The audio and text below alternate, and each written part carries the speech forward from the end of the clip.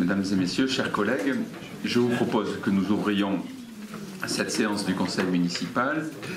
Nous allons procéder à l'appel. Marion Bergignan, Marie-Ange Babert, Jacques Choulet, Marie-Claire Duprat, Jean-Marc Fabier, Sophie Dupouille m'a donné procuration, Arnaud Fabre, Elisabeth Brett, Johan Labarère, Aurélie Lévesque, Bruno Lamaison.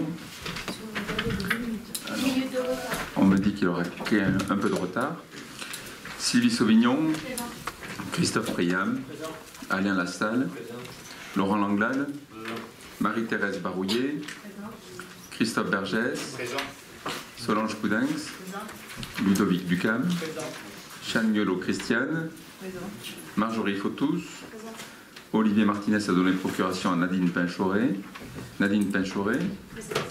André Lafargue a donné procuration à Jean-Luc Cazenave, Alain Arambat, il sera en retard, j'imagine, et Jean-Luc Cazenave. Bien, chers collègues, merci de votre présence. Avant d'entamer l'ordre du jour prévu, je souhaiterais revenir sur les événements du week-end et tout particulièrement sur la présence de gilets jaunes sur la zone industrielle de Perret vendredi soir et samedi matin.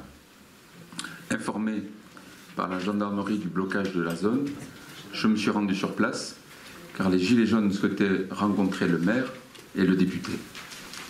J'ai passé de longues heures à les écouter. Il est indéniable que les temps sont durs pour beaucoup. Nul ne peut contester qu'il y a un réel problème de pouvoir d'achat. Toujours plus de taxes, avec une dette qui progresse et des services qui diminuent, c'est devenu insupportable. Ils ont souhaité insister également sur la coupure avec les élus, qui non seulement ne les écoutent pas, mais ne les entendent plus et semblent déconnectés de ce qu'ils vivent. Après de longues heures de dialogue, nous avons décidé de rédiger conjointement un texte qui est la motion que vous avez sur vos tables et que je vais vous lire. Et nous nous sommes rendus en mairie pour la rédiger. Motion de soutien aux Gilets jaunes. Le mouvement citoyen des Gilets jaunes demande aux élus de soutenir le mouvement. Le mouvement citoyen des Gilets jaunes dénonce l'injustice et l'inégalité fiscale actuelle. Le mouvement citoyen des Gilets jaunes demande des mesures immédiates pour améliorer le pouvoir d'achat des Français. Le conseil municipal de Saint-Sevé soutient ces revendications qu'il trouve légitimes. À minuit, la zone a commencé à être débloquée avec la mise en place de barrages filtrants pour être entièrement libérée à 13h30 le samedi. Afin de pouvoir mettre au vote cette motion, je vous propose de réapprouver l'ordre du jour que vous avez reçu vendredi en rajoutant ce point en premier point à l'ordre du jour. Y a-t-il des oppositions à ce que nous mettions cette motion à l'ordre du jour de ce soir?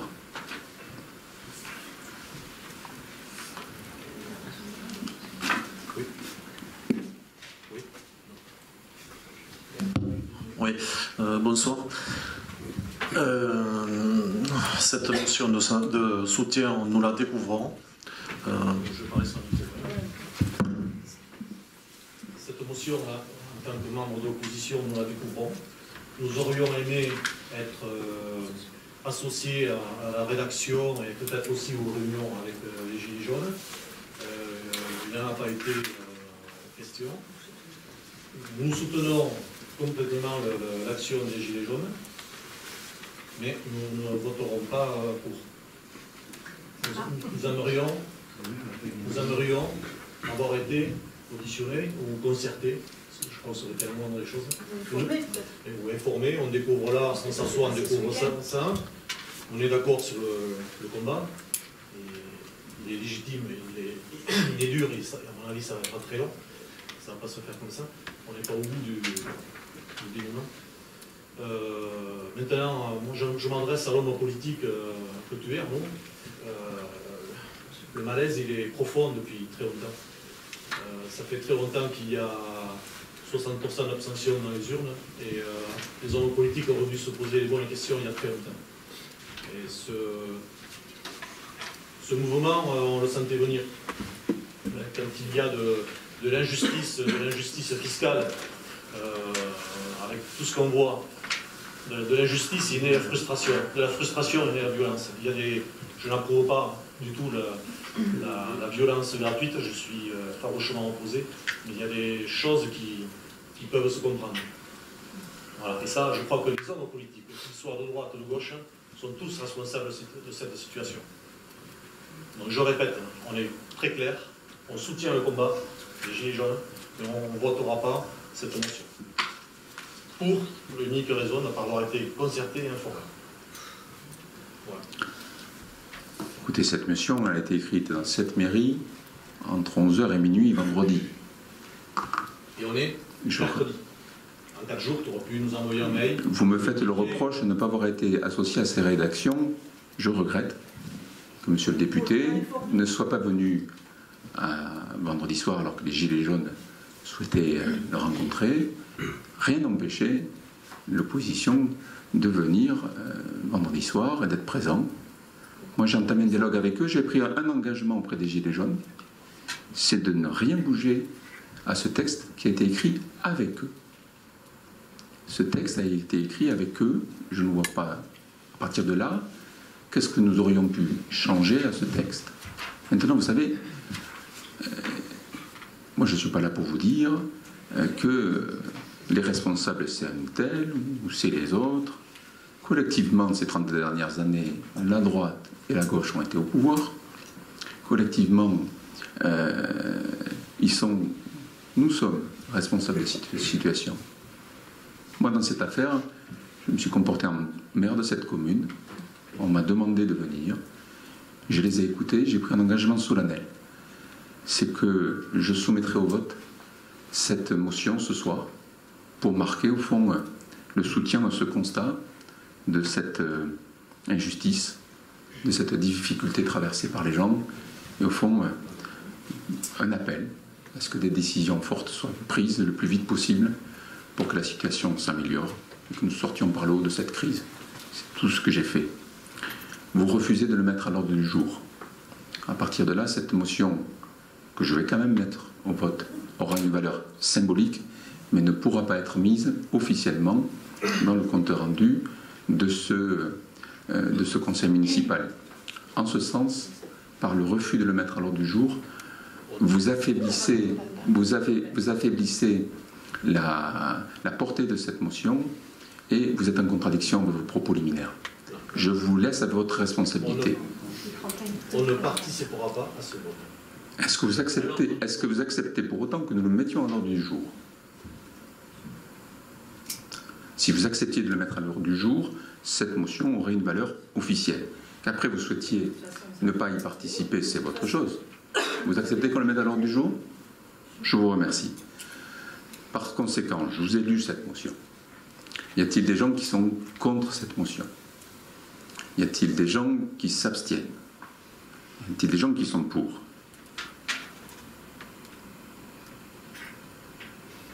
Mais écoutez, je vous remercie et nous allons pouvoir poursuivre notre conseil municipal.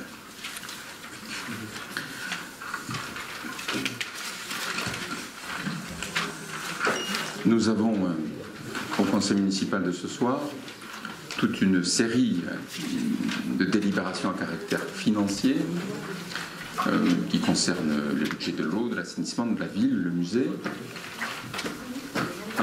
Je vois qu'il y a des élus qui suivent, il faut que nous votions le compte-rendu de la séance précédente. Y a-t-il des oppositions sur le compte-rendu, des abstentions? Je vous remercie. La décision seconde de ce conseil de ce soir est donc concerne le budget de l'eau. Je voudrais, en amont à cette délibération financière, vous lire un mail adressé par Laurent Attal, le trésorier de Saint-Sevé, en date du 18 octobre.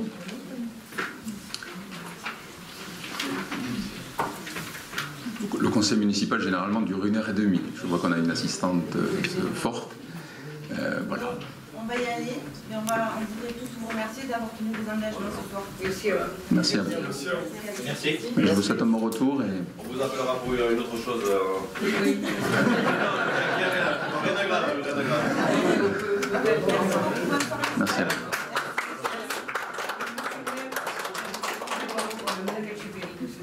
Oui, je vous connais. On voudrait vous interpeller par rapport à un monsieur qui dort sous les ponts de la Louvre. Donc un jeune de 30 et quelques années, donc on aimerait bien que les services sociaux, je ne sais pas, qui peut s'en occuper. Voilà. On appelle seulement, D'accord. Voilà, c'est juste pour... Écoutez, le signalement a été fait, mais c'est une situation qui nous interpelle tous et on va essayer de résoudre ça. Merci.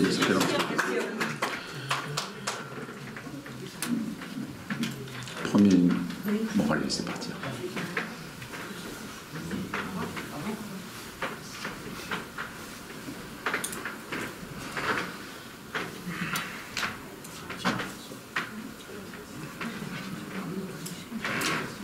Bon, je souhaite la bienvenue à Alain et à Bruno, nos acteurs de la volaille, pour qu'ils... Ça a été peut-être un peu tôt. Voilà. Nous allons attaquer 6 délibérations à caractère financier. Je voudrais vous lire en préalable un mail adressé par Laurent Attal, notre trésorier de Saint-Sevé, qui nous a été adressé le 18 octobre. Bonjour. Chaque année, la direction des finances publiques attribue à chaque budget une note de qualité comptable allant de 0 à 20. Les résultats de l'exercice 2017 viennent de me parvenir. Je tiens à vous féliciter pour le résultat obtenu par le budget général de la commune, qui passe de 15,5 sur 20 pour la gestion 2016 à 18,7 sur 20 pour la gestion 2017, soit la meilleure note jamais obtenue jusqu'ici. Je profite donc de ce mail pour adresser toutes mes félicitations à Jacques Choulet, notre adjoint aux finances, ainsi qu'au service de la commune dont l'implication a contribué à ce bon résultat comptable.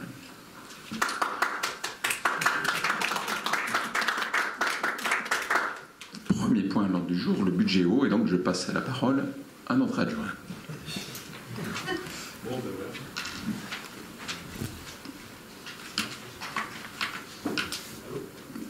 Non, c'est pas un téléphone.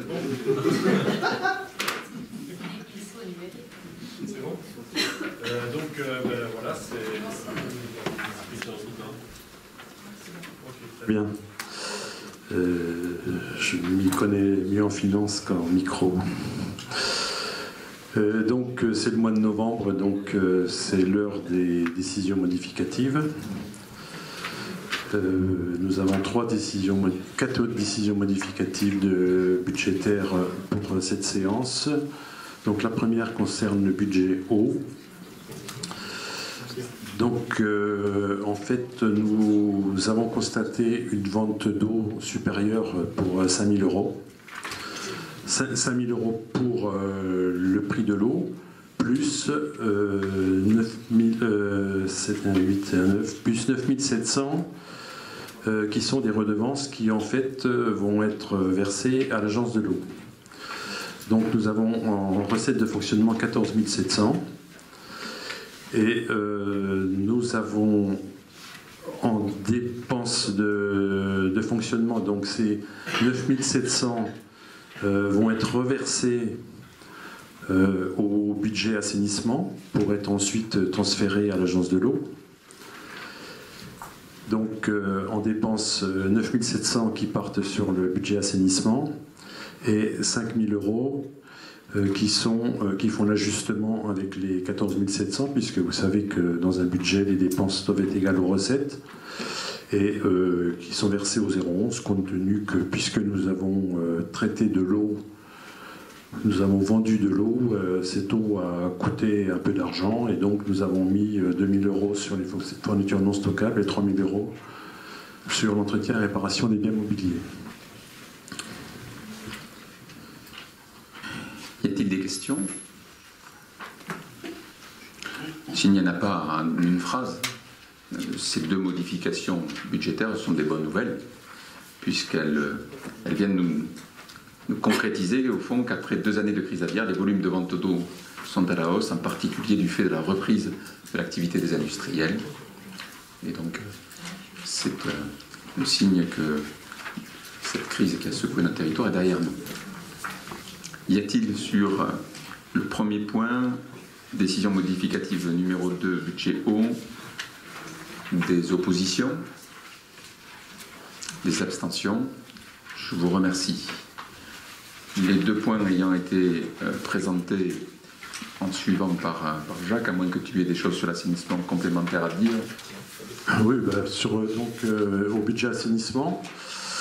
Donc vous pouvez voir que en section fonctionnement, donc on a les 9 700 € de l'eau là qui ont été virés sur le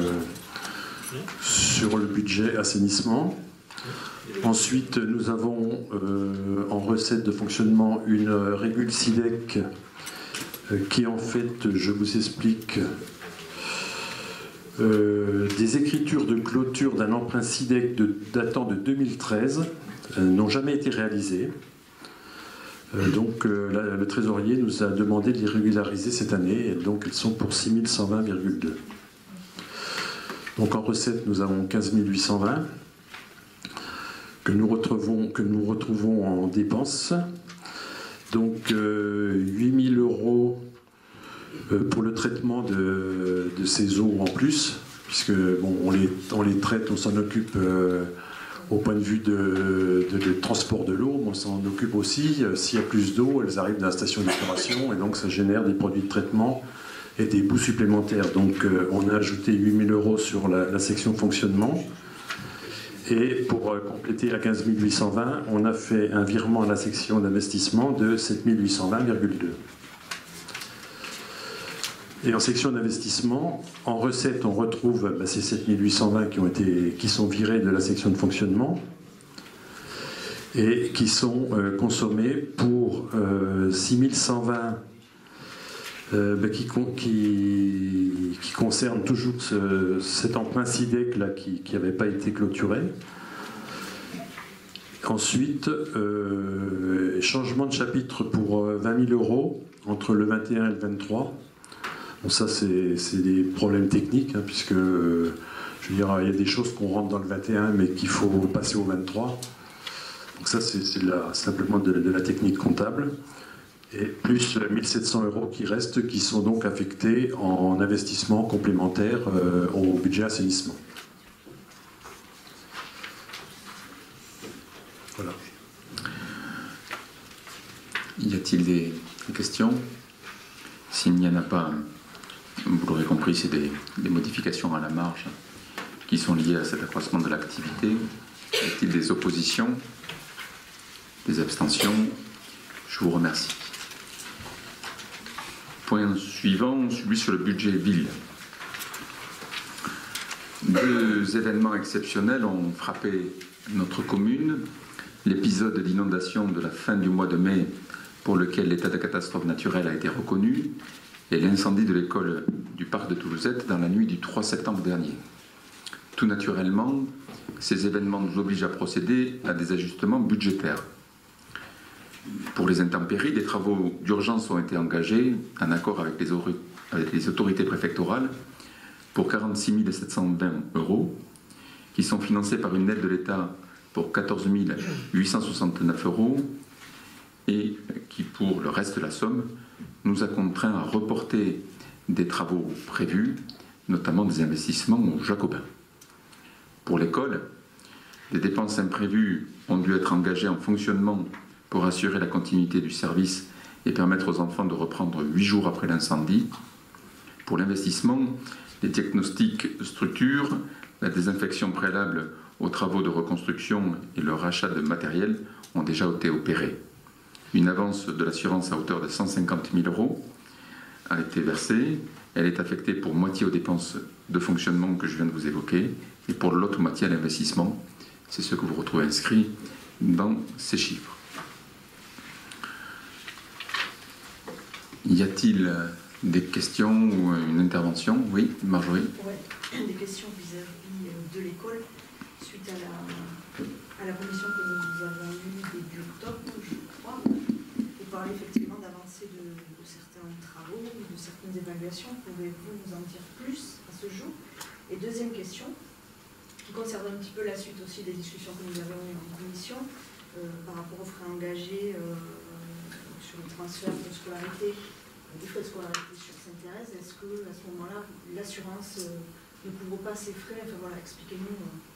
Si l'assurance couvre les frais, puisqu'il y a 150 000 euros qui ont été versés, donc il y a des frais qui ont été couverts. Mais je profite de... Attendez Claire, si on veut que tout le monde entende, il faut que vous preniez le micro.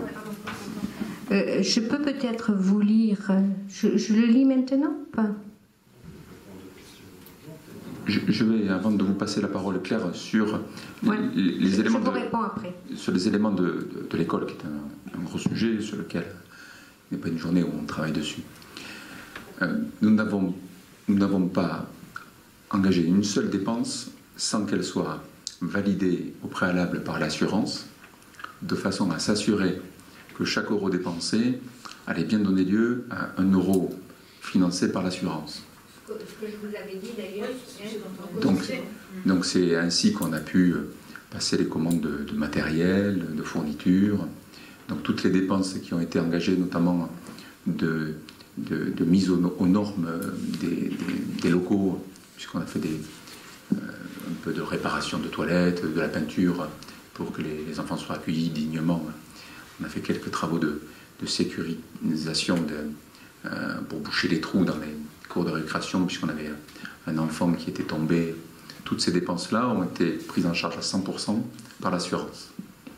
Pour ce qui concerne donc là c'est dans le fonctionnement quotidien de l'école. Pour ce qui concerne, sachant qu'aujourd'hui on a donc, mais pour que les choses soient très compréhensibles de tous, 4 classes qui sont accueillies au collège, 3 classes au collège, 4 classes dans les locaux de Sainte-Thérèse et une classe à Sainte-Eulalie. Claire, je vais passer la parole pour que nous fassions un topo là-dessus, sur l'investissement. Aujourd'hui, on a lancé, de concert avec les assurances, avec l'expert assuré qui défend nos intérêts auprès des assurances, la désinfection. La dernière tranche de désinfection est en cours, là. Donc, on a bien sûr lancé les diagnostics structure pour analyser les bétons, tous les diagnostics qui concernent l'amiante, recherche de l'amiante éventuellement, des choses comme ça. Nous n'avons pas lancé un seul travaux sur l'école à ce jour, pour la simple et bonne raison que nous n'avons pas fini la négociation avec l'assurance et que nous n'avons toujours pas l'exactitude de la somme qui pourrait nous être versée sur ce chantier.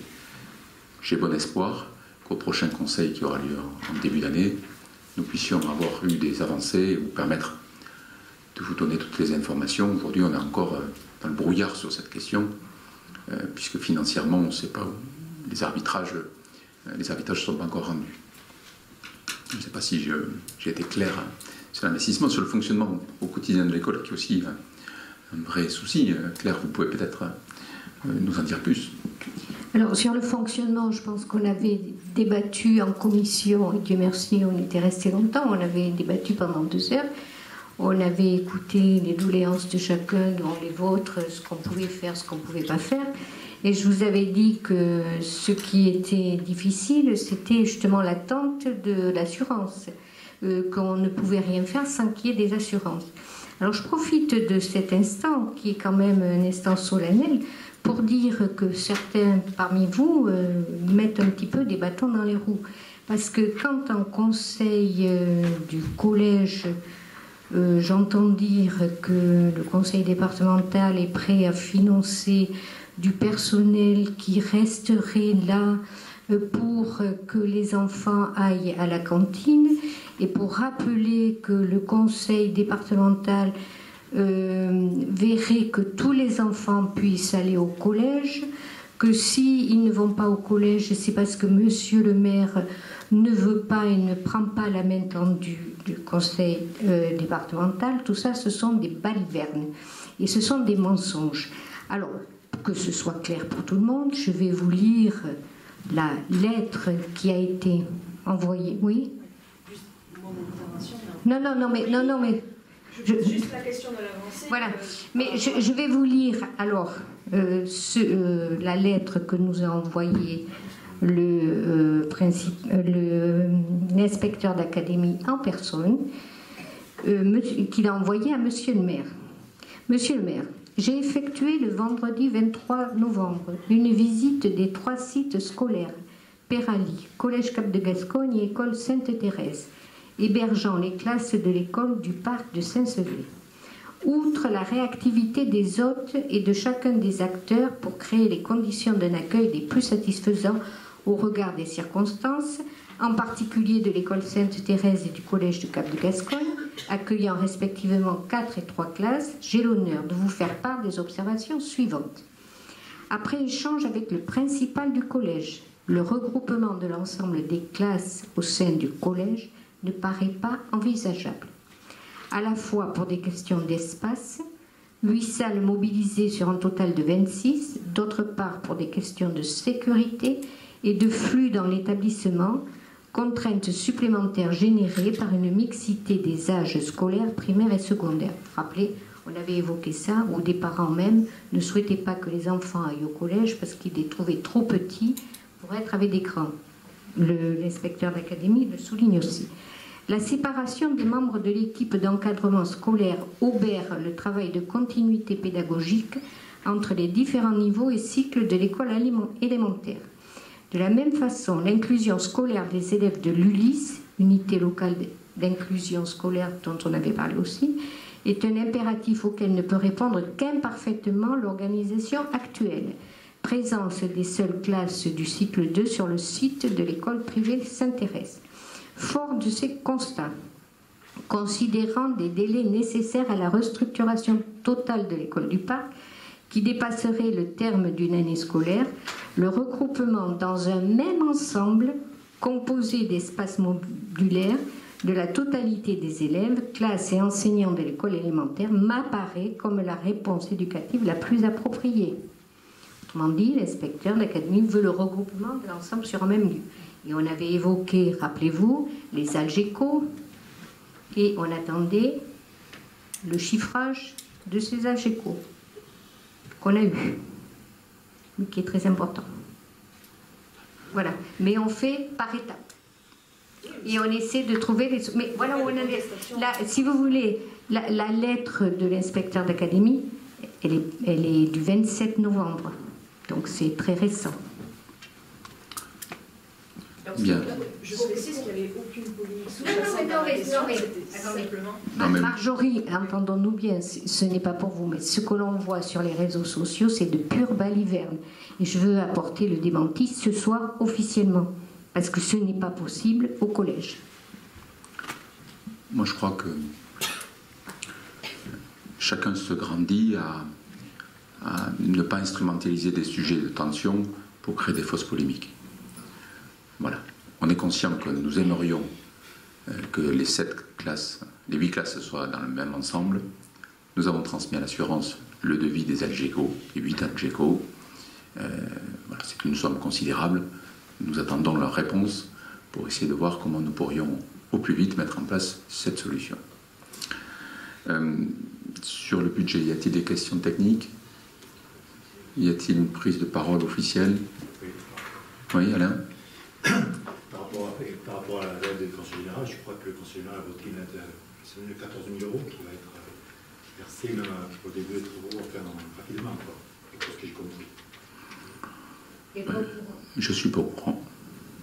Ce que je sais par contre, c'est que le Conseil général, et c'est ça qui est dans l'ADM, n'a pas honoré la subvention que nous lui avions demandée, qui avait été votée ici en conseil municipal, sur les infrastructures sportives, et que j'annule pour 14 771 € de crédit qui était inscrit, mais qui au final correspondent à des subventions inférieures à ce qui avait été prévu de la part du département.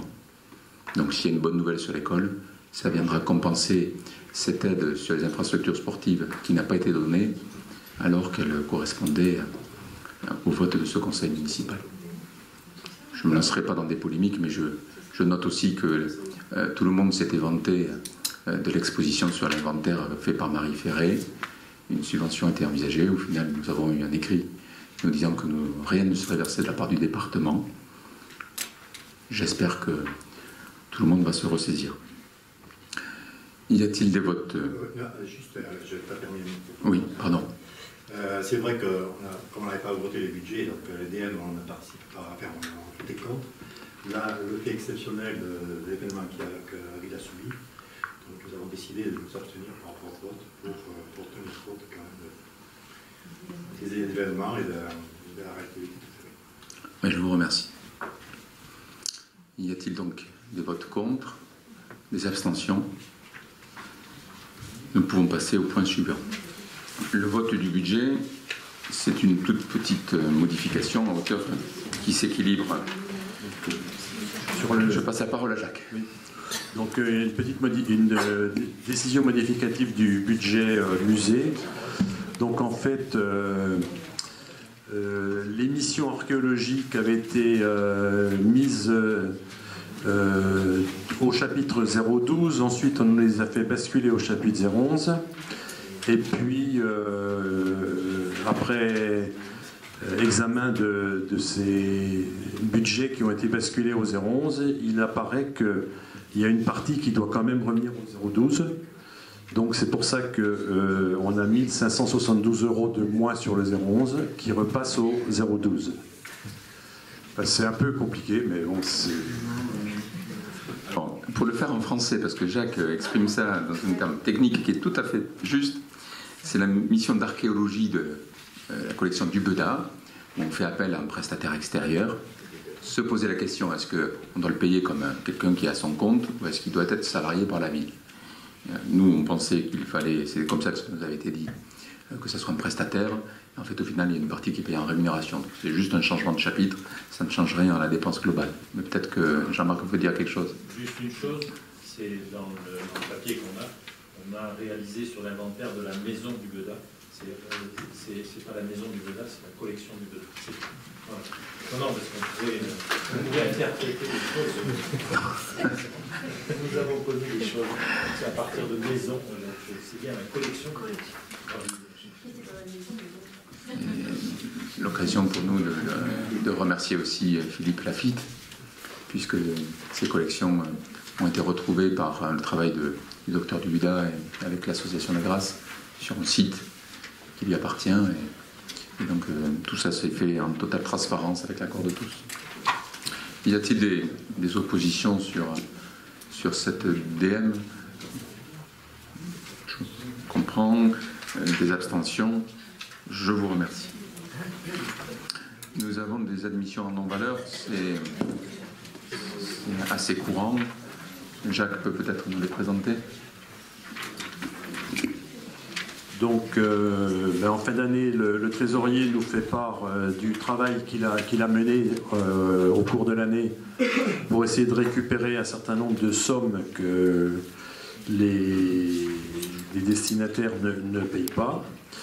Donc, il passe par toutes les possibilités juridiques qu'il a à sa disposition, et puis à un moment donné, pour certaines sommes, il arrive qu'il dit c'est plus possible, j'arriverai pas à les récupérer. Donc sur le budget eau, ce sont des gens qui ne payent pas les factures d'eau. Cette année, il a baissé les bras.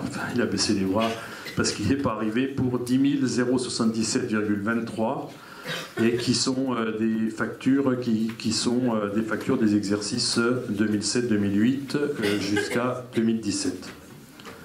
Mais ça ne veut pas dire que sur ces années-là, que tout a été payé. Hein. Il y a encore des factures de ces années-là pour lesquelles le percepteur continue à essayer de faire de la récupération. Et donc l'année prochaine, il va nous dire, il y a 12 000 € que j'ai pas réussi et qui font partie également de ces années-là. Voilà, ça c'est...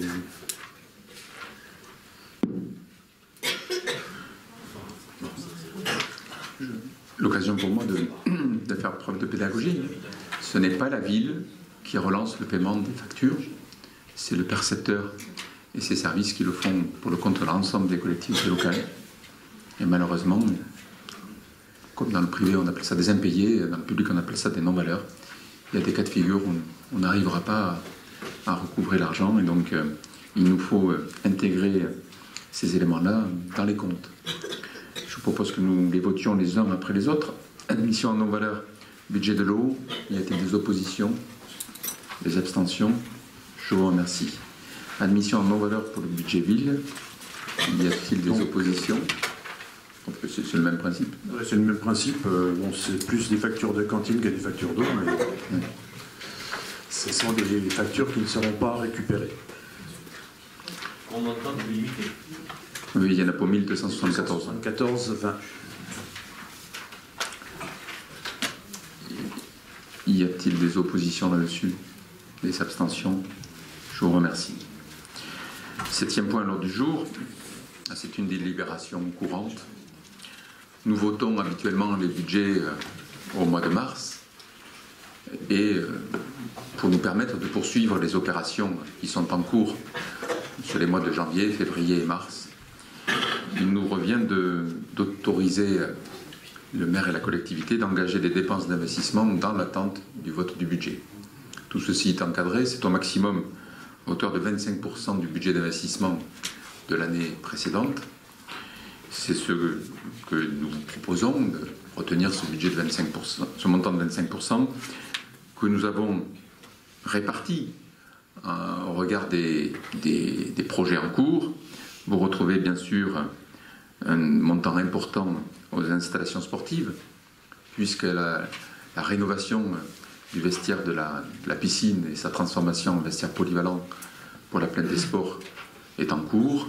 Il vous a été présenté en commission de travaux et c'est une dépense, puisque le chantier devrait finir au mois de mai, qui va se générer des décaissements principalement sur le premier trimestre de cette année. Nous avons également la poursuite de la restauration de l'abbatiale à hauteur de 90 000 euros. Nous avons enfin provisionné 180 000 euros au titre de l'école, puisqu'il y aura forcément à un moment donné des frais de maîtrise d'œuvre, des études complémentaires sur cette période-là. Vous avez également pour le budget musée une demande d'autorisation à hauteur de 31 000 euros. Je vous rappelle que le musée va connaître cette année sa 3e tranche sur sa rénovation, avec notamment toute la section ABI, avec la maquette de notre abbatiale, des chapiteaux romans qui ont été moulés. Et donc, il y aura des dépenses qui interviendront d'ici le vote solennel du budget. Y a-t-il par rapport à ça des questions? Alors, pas une question, mais une petite remarque, une fois de plus. Nous avons eu notre réunion annuelle commission de travaux. J'ai eu peur qu'elle ne se fasse pas, mais c'est finalement fait. Et en fait, bon, j'appelle pas ça moi une réunion de travaux, j'appelle ça une réunion d'information. Commission de travaux, pour moi, on est au départ du projet. On part l'ensemble du projet, on débat du projet, on amène des solutions. Et là, on découvre, on arrive, alors très bien pour les assos sportives, c'est très bien, l'information, enfin pour moi, ça ne me convient pas. On arrive, le plan est dessiné, l'architecte est là, les artisans sont choisis, les artisans ont commencé les travaux, et on nous invite à la réunion, commission de travaux. Moi, j'appelle pas ça du travail. C'est mon avis personnel. Je n'appelle pas ça du travail. Il serait bien qu'on soit associé au départ du projet, une fois de plus. Quel dommage que vous n'ayez pas fait cette préconisation, que vous ne vouliez pas appliquer à vous-même quand vous étiez dans la majorité. J'ai découvert, en étant élu, toute une série de projets que vous avez étudiés sans associer l'opposition. Projet de piscine avec toboggan et rénovation de la plaine des sports en 2011. Jamais présenté en débat d'orientation budgétaire et sans engager des dépenses. Jamais présenté en commission. Et je pourrais faire la liste. Donc tout ça affaiblit grandement votre propos. Dernier point. Dernier point. Dernier point, je rappelle qu'il n'y a pas un marché qui n'est pas passé par une commission d'appel d'offres. On le fait systématiquement, y compris quand on est en dessous des seuils, de façon à ce qu'un membre de l'opposition puisse assister à tous les choix. Ce que tu évoques, notamment sur la piscine, non, ça, a été... Non mais puisque tu nous dis on est travaux. Je voudrais finir, je t'ai pas coupé. Nous avons fait un effort de transparence exceptionnel en allant plus loin que les obligations qui sont les nôtres, en faisant en sorte que systématiquement, sur tous les chantiers, il y ait une commission d'appel d'offres, alors que dans la plupart des cas, on est en procédure adaptée et elle n'aurait pas à se réunir. Et donc, André Lafargue, qui malheureusement n'est pas là ce soir, a pu assister avec nous au choix des prestataires sur tous les chantiers d'investissement. Tous. D'autre part, sur le gros projet, celui qui est la somme la plus importante, l'écoquartier, un membre de l'opposition et membre du comité de pilotage avec nous est associé au choix. Donc, peut-être que tout n'est pas parfait, qu'on peut encore s'améliorer. Mais je ne peux pas laisser dire que nous ferions les choses sans associer l'opposition. Je ne parle pas de la commission appel d'offres, je n'en fais pas partie. Les représentants qui y sont se justifieront, ils diront leurs propos, ce n'est pas les miens. Moi, ce qui me concerne, c'est commission de travaux. Commission de travaux, j'aimerais être au départ. C'est quand même pas compliqué. Vous avez travaillé sur ce projet durant des mois. Moi, je l'ai découvert il y a 15 jours, je crois. Pour finir, oui, tu es élu depuis, je crois, 1 an aussi, ou 2 ans. 2 réunions en 2 ans, c'est pas mal. C'est mieux que 0. Mais ça me donne l'occasion, je n'avais pas envie de polémiquer là-dessus. Nous avons fait une commission financière, aucun membre de l'opposition présent. Alors moi, je veux bien qu'on demande systématiquement à être associé, mais l'exemplarité, elle doit être sur tous les sujets. Je parle de ce qui me concerne. Mais moi, je te parle de ce qui m'intéresse. Il y avait une commission hier, et vous n'êtes pas venu, alors qu'on a des aides importantes, sur des budgets importants. Voilà. Alors après, l'association, c'est un éternel débat. Moi, quand il y a les intempéries qui nous tombent dessus, et qu'il faut réagir, on a lancé des travaux d'urgence, on n'a pas fait une commission pour valider, on les a fait. Lorsque nous avons le sujet de l'école, on a fait des commissions, mais il est tout à fait normal. Il est tout à fait normal que nous vous présentions les projets une fois que les choses sont un peu préparées. Mais ne vous inquiétez pas, nous avons un gros projet sur la rénovation de la Loubert. Il y aura, dans les semaines à venir, une commission, et là vous ne pourrez pas nous faire le reproche de ne pas être associé depuis le début, où on présentera les plans, maintenant qu'on sait à peu près le chiffrage global et que la faisabilité du projet est réelle, vous serez associés pour décider de tout. Vous pourrez nous dire, tiens, le vestiaire n'est pas assez grand, cette salle, elle est trop grande, le besoin du handball est-il oui ou non pris en compte? Donc, et on pourra coproduire ensemble un projet que nous pourrons défendre en commun. Sur ce projet de dépenses d'investissement, y a-t-il des oppositions? Des abstentions? Je vous remercie. 8e point, et ce sera le dernier à caractère financier. Il nous revient de voter le rapport de la Commission locale d'évaluation des charges transférées. Nous sommes, depuis la fusion de nos 3 ex-communautés des communes, dans un processus où certaines missions autrefois exercées par la communauté des communes sont restituées aux communes. Normalement, lorsqu'une compétence est restituée, il doit y avoir le versement à l'euro près des dépenses que consacrait la communauté des communes à ces compétences. Pour la première fois depuis la fusion des communautés communes, il n'en sera pas le cas cette année. C'est la raison pour laquelle je vous invite à solennellement avec nous marquer notre désapprobation de ce choix en votant contre ce rapport. Il a été décidé cette année de restituer aux communes l'entretien des trottoirs ainsi que l'élagage des arbres. Depuis 3 ans, la communauté des communes a mis chaque année 10 000 € dans l'entretien des trottoirs sur Saint-Sevé. On l'a souvent fait par convention, parce que la commune mettait un complément d'argent pour que ça soit fait en enrobé, que les choses soient bien faites. C'est ainsi que les trottoirs du lotissement de Pipoulan ont été intégralement refaits, et nous allons dans les jours à venir avoir un complément de trottoir, notamment sur le lotissement Gabaret, qui sera financé au titre de la convention que nous avons signée il y a quelques mois. La Comcom a décidé de nous restituer les trottoirs en nous versant 0. Là, elle aurait dû nous reverser 10 000 € chaque année. Sur les lagages, nous avons fait estimer le coût d'entretien annuel de l'élagage de l'ensemble de notre parc forestier. Nous avons sur les bordures, notamment des routes départementales, d'anciennes routes d'Agenmo, le chemin de Pignerette, des allées, le chemin de Fleurus, des allées de platane qu'il faut élaguer régulièrement. Nous avons fait chiffrer ces travaux avec un rythme où chaque année on ne va pas tout refaire, mais on fait en sorte de maintenir le capital végétal que sont ces beaux arbres. Il y en aurait pour 16 000 € par an. Sur le dernier exercice, la communauté des communes a dépensé 25 000 € sur le territoire de Saint-Sever en matière d'élagage. C'était le nettoyage des pentes qui ont permis de libérer la vue dans la montée de Morlagne. Et là, pareil, au lieu de nous reverser cet argent, ils nous proposent 0 €. Il y a là quelque chose qui n'est pas juste.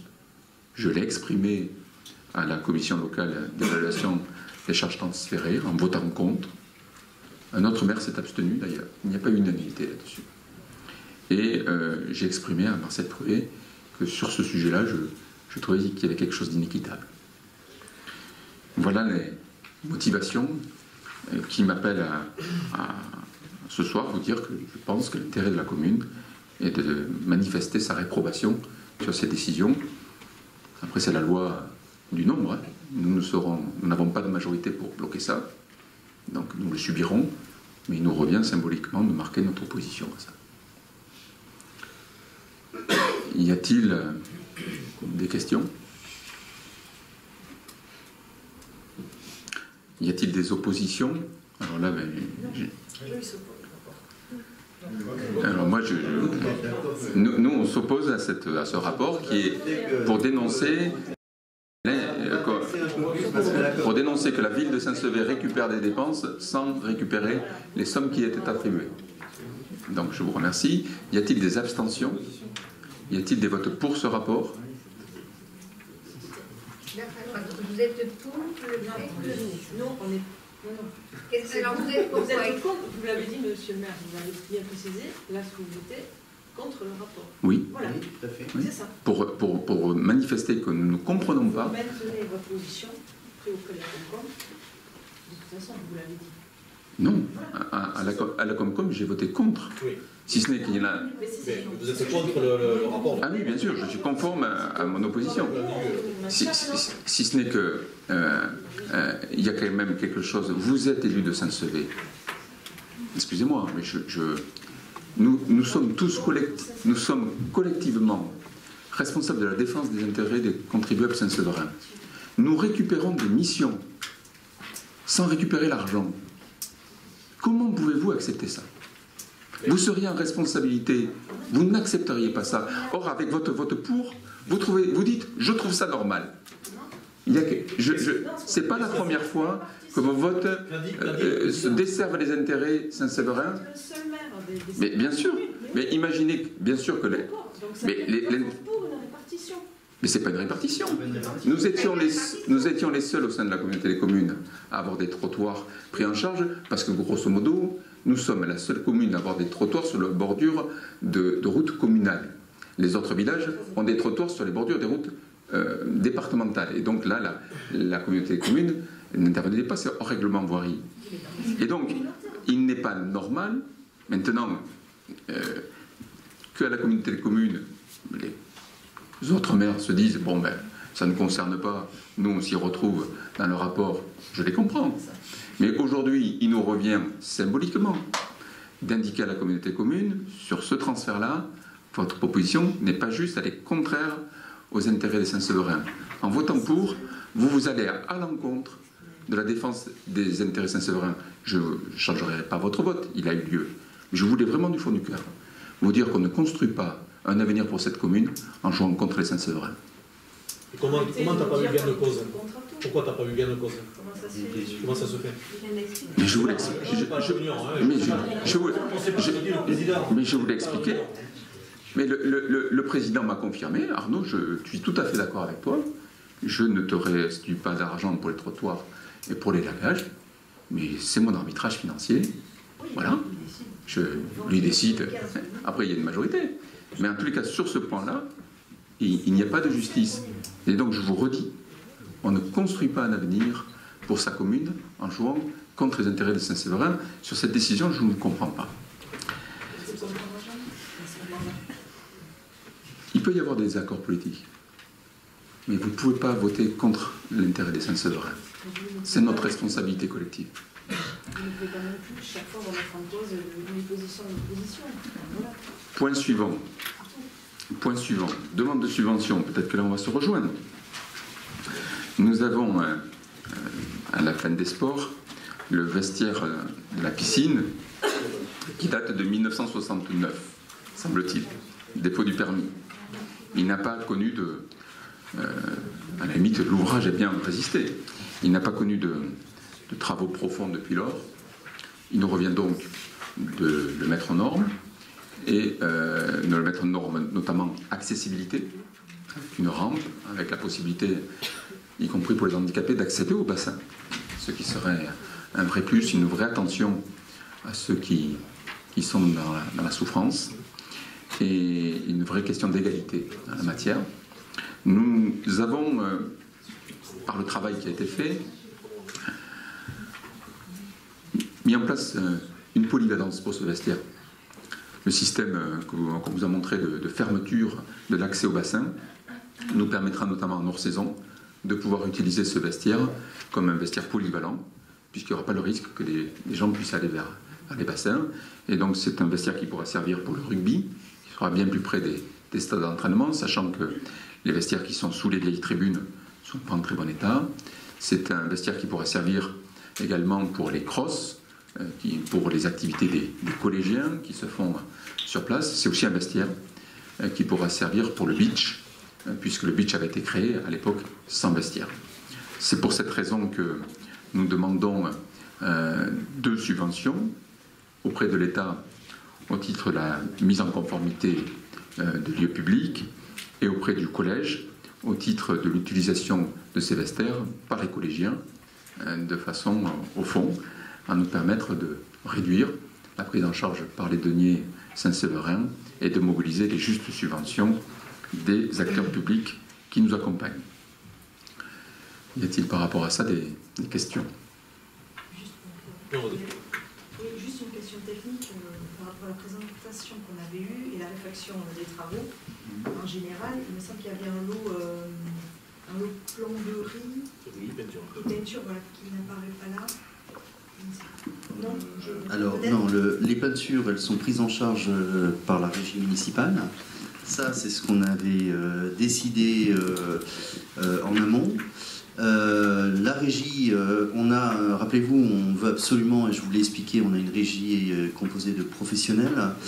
Nous avons donc un plombier, donc les travaux de plomberie seront faits. Et d'ailleurs, je rebondis sur, tu nous as fait part effectivement d'un point de vue de légionellose, et on travaille dessus. Voilà.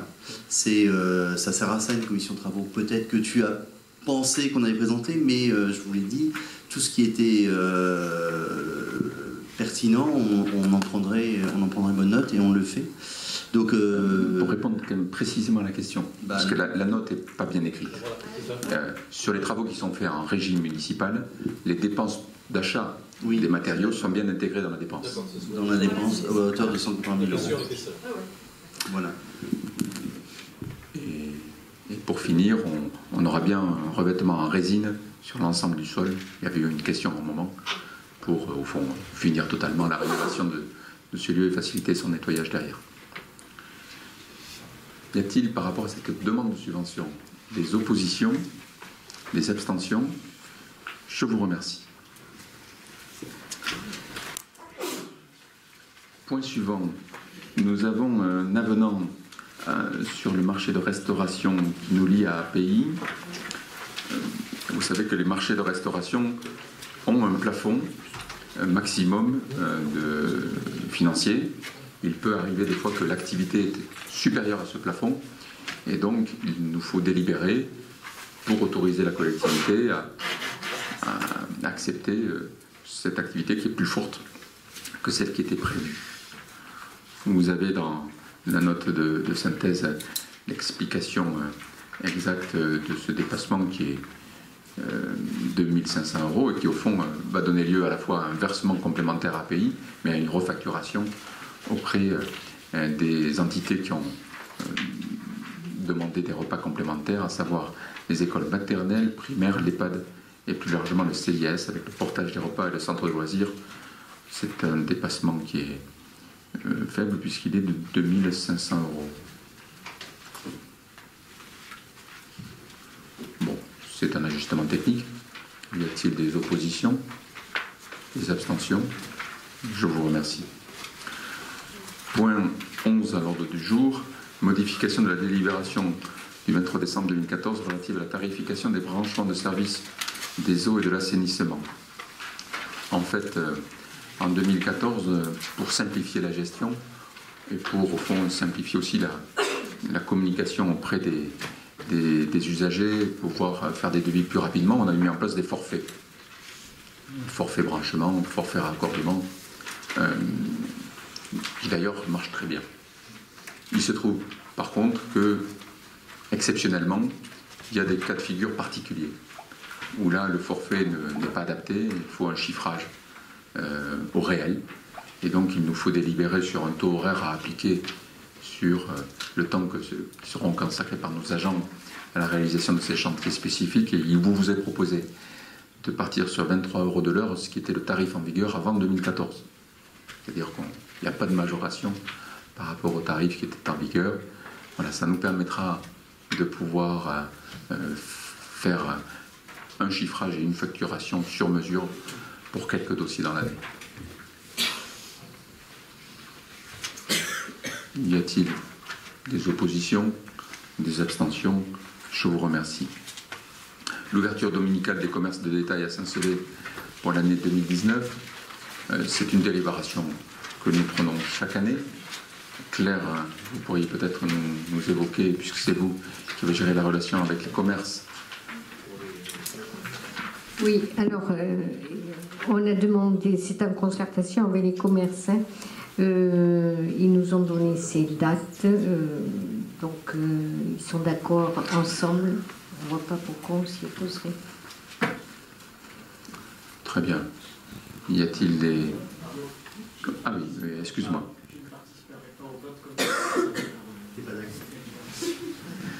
Bien sûr, bien sûr. Y a-t-il des oppositions? Donc il y a une abstention de Christophe. Ah non, il ne prend pas part au vote. Excusez-moi, je fatigue. Je vous remercie. Délibération numéro 13. Il s'est posé la question sur les 3 piscines qui existent publiques au sein de la communauté commune. Une était gérée par la communauté des communes, c'était à Jaune, et 2 étaient municipales, la piscine couverte d'Agenmo et la nôtre. À Agenmo, il y avait une prise en charge par la communauté des communes de la possibilité que les enfants des écoles de l'ensemble des villages de ex-HCU puissent gratuitement aller prendre des cours dans le cadre scolaire à la piscine d'Agenmo. Il a été fait 2 choix. Un choix que toutes les piscines ne viennent pas à l'échelon communautaire, mais redescendent toutes à l'échelon municipal. Un choix que je regrette. Pour moi, une piscine est un équipement qui sert tout le territoire des ex-communautés communes. Il aurait été naturel que la solidarité entre tous les villages joue et participe à l'entretien et aux rénovations de cet équipement. Nous continuerons à l'assumer municipalement. Pour autant, et pour que le service soit uniforme sur l'ensemble du territoire, il a été demandé aux communes de Jaune et de Saint-Sevé de permettre l'accueil de classes des villages voisins sur les mois de juin et de septembre, pour que ces villages puissent faire une initiation à la natation. Et donc, en contrepartie, la communauté des communes nous versera une indemnité qui est de 3 600 €, 1 800 € par an. Donc ça a été adopté à la communauté des communes. Il nous revient, puisque c'est une convention, de le voter aussi au niveau municipal. Y a-t-il des questions? Y a-t-il des oppositions? Des abstentions? Je vous remercie.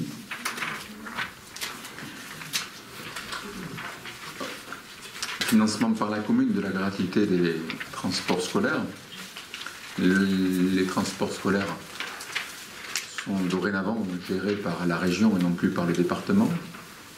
La région finance la gratuité des transports scolaires pour nos enfants qui sont domiciliés à plus de 3 km de l'école. Par cette délibération, nous prenons en charge, ville, la gratuité pour les enfants qui prennent ces bus, mais qui sont situés à moins de 3 km. Ça concerne 21 enfants et 17 familles. Le coût de cette gratuité pour la commune est de 2 970 €. Je crois qu'il y a là aussi, de la part de notre commune, une volonté de soutien des familles et une volonté d'égalité. Quand on habite à 2,9 km ou à 3,1 km, qu'on puisse dans les deux cas avoir le transport scolaire gratuit si notre enfant l'utilise. Y a-t-il par rapport à ça des oppositions, des abstentions? Je vous remercie. Point 15. Notre musée des Jacobins va changer de nom. Je passe la parole à Jean-Marc.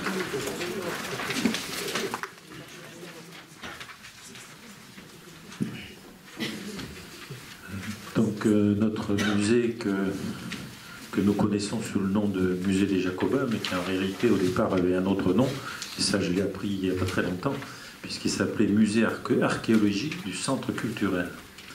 Donc ce musée des Jacobins est un musée labellisé Musée de France. Vous savez qu'on a engagé un projet scientifique et culturel sur ce musée. Dans le projet scientifique et culturel, on avait noté que ce musée changerait de nom et s'appellerait désormais Musée d'art et d'histoire du Cap de Gascogne. Pour que ce musée puisse s'appeler Musée d'art et d'histoire du Cap de Gascogne, il faut que l'on ait l'accord du ministère de la Culture, ce que nous avons, et bien entendu, il faut que ce soit validé par le conseil municipal. Pourquoi changer de nom? Tout simplement parce que ce musée, en appelant ce musée Musée des Jacobins, on pourrait avoir l'impression que ce musée ne parle que des Jacobins, des Dominicains. Or, ce musée parle de la ville de Saint-Sevé dans son ensemble, et donc on appelait ça Musée des Jacobins parce qu'il se situait aux Jacobins. Ensuite, il y a d'autres musées des Jacobins, notamment dans la région. Il y en a un à Auch, le musée des Jacobins d'Auch, et puis vous avez à Toulouse également le couvent des Jacobins. Donc il nous paraissait important de recentrer, je dirais, l'appellation sur la ville de Saint-Sevé. La ville de Saint-Sevé, c'est Cap de Gascogne. Donc appeler notre musée Musée d'art et d'histoire du Cap de Gascogne, ça nous semblait tout à fait adéquat. D'autant plus que donc, ce musée va avoir 3 sections. Une section gallo-romaine, une section consacrée au Beatus, et puis une section consacrée à l'abbatiale, et un petit peu également aux Jacobins. Voilà, donc nous mettons ça au vote, et donc le musée s'appellera dorénavant Musée d'art et d'histoire du Cap de Gascogne. Si vous votez pour.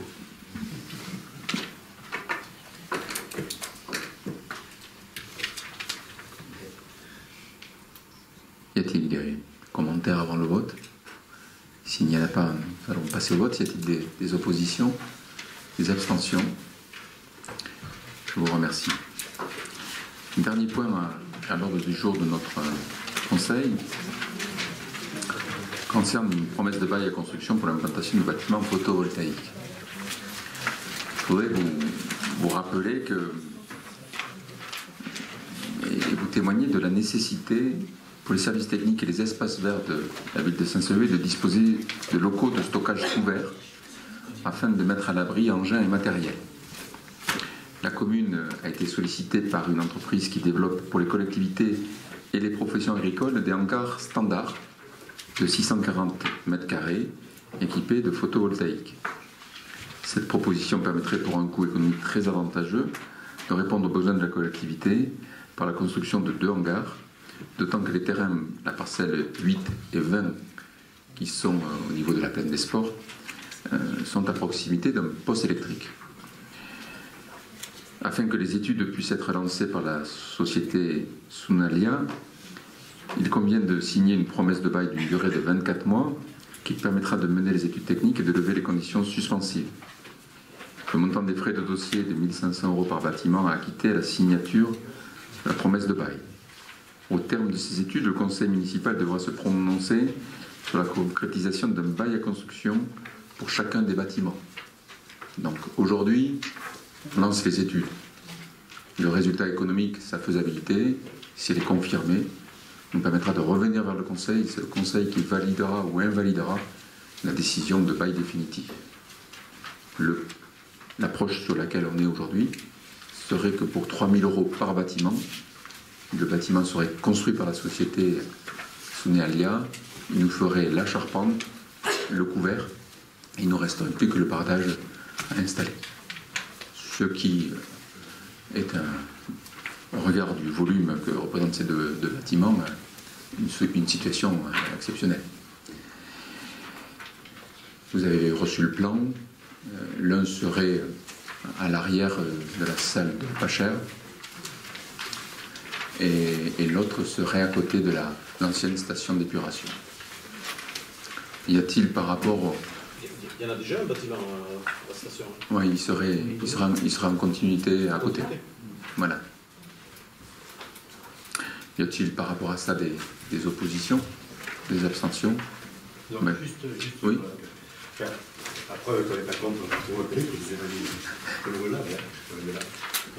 vrai que bon, dommage de la fin en séance conseil municipal quand même. Mais autrement, c'est vrai que le principe, par ailleurs, j'avais réfléchi pour dire en son temps, c'est une opportunité qu'il faut saisir. Écoutez, à vrai dire, ils sont venus vers nous tout dernièrement. Et donc, l'intérêt de le mettre à cet ordre du jour aujourd'hui, permettre le lancement des études et de pouvoir, dans nos conseils du mois de février, de pouvoir le confirmer ou l'infirmer. Mais écoutez, je voudrais, avant que nous nous quittions, et de vous souhaiter, puisque, sauf ordre du jour exceptionnel, nous ne devrions pas nous revoir avant la fin de l'année. C'est l'occasion pour moi de vous souhaiter aux uns et aux autres de bonnes fêtes de fin d'année en famille et entre amis. Nous avons une petite vidéo annonçant le festival des Saint-Sevé animé qui va connaître une nouvelle édition, qui est un festival qui se passe au cinéma. Le temps que ça télécharge, je peux peut-être proposer à Aurélie de nous parler un peu du Téléthon qui aura lieu ce week-end. On va te passer peut-être un micro, Aurélie.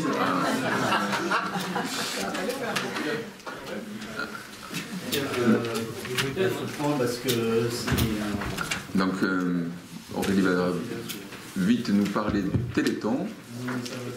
Oui, donc pour le Téléthon, toujours avec, comme chaque année, avec la mobilisation des associations, des bénévoles et les dons des entreprises locales. Il débutera donc vendredi soir au cloître des Jacobins par le traditionnel repas-spectacle, avec deux services proposés à 19h et 21h. Un maintien des tarifs à 10 € pour le repas adulte et 5 € pour les enfants de moins de 12 ans. La vente des tickets continue de s'opérer demain à la Maison des Animations de 17h à 19h et ils pourront également être achetés vendredi soir directement au cloître des Jacobins. De nouveau, samedi matin, les associations se mobiliseront. Donc, à Place du Tour du Sol, il y aura des parties de quilles, vente d'objets décoratifs, crêpes, mignardises et boissons chaudes. On aura des ateliers ludiques qui seront proposés par les jeunes sapeurs-pompiers au centre de secours. un challenge sportif handball à la salle annexe complexe La Loubert et aussi un défi judo à la salle Jean-Marie Comenaille de 11h à midi et de 13h30 à 17h. Voilà. Je vous invite à venir nombreux sur ces différents temps d'animation proposés pour le Téléthon. Bien, mais alors on peut regarder la bande-annonce. Merci aux services qui l'ont préparée. Et au CMJ qui a choisi les films. Et au CMJ, bien sûr, qui a choisi les films. L'occasion pour moi de remercier le travail de Sophie et d'Arnaud et des autres élus au sein de cette conseil municipal des enfants et des jeunes.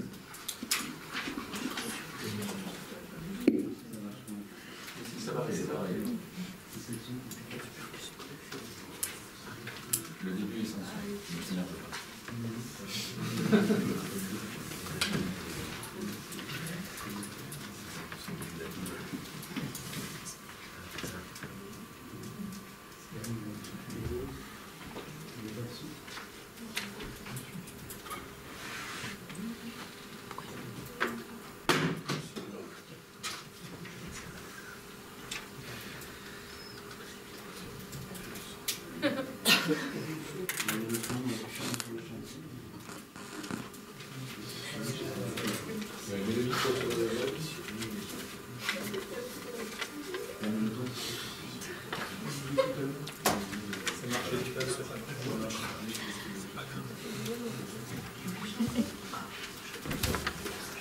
Alors, il n'y a pas le son, mais vous aurez compris qu'il y a Peter Pan, un grand classique.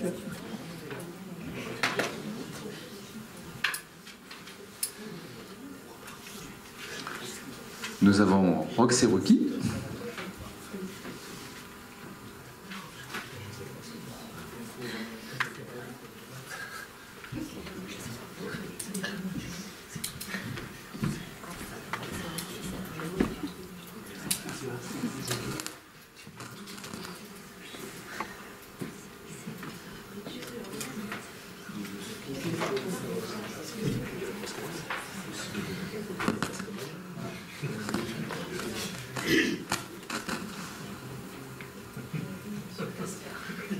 Alors, nous avons Casper.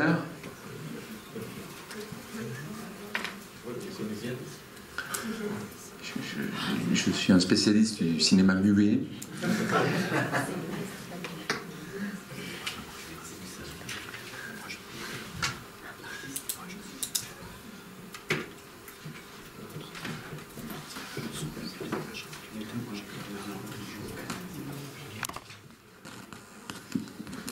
On vous invite en tout cas à venir très nombreux. Donc n'oubliez pas, donc 2 € la séance, avec à chaque fois un ticket collation qui est offert par l'association des commerçants, ce qui permettra à vos enfants, petits-enfants, d'aller dans les commerçants locaux qui acceptent de jouer le jeu depuis maintenant 4 ans. Voilà.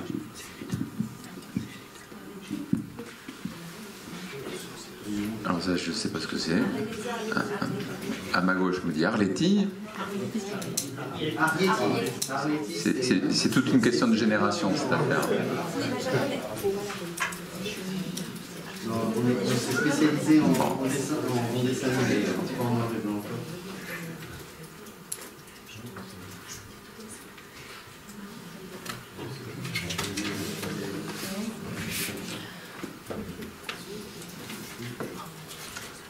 Voilà, bah écoutez, rendez-vous au Festival Dessin Suivi Animé. Et merci encore pour tous les bénévoles qui vont œuvrer au Téléthon.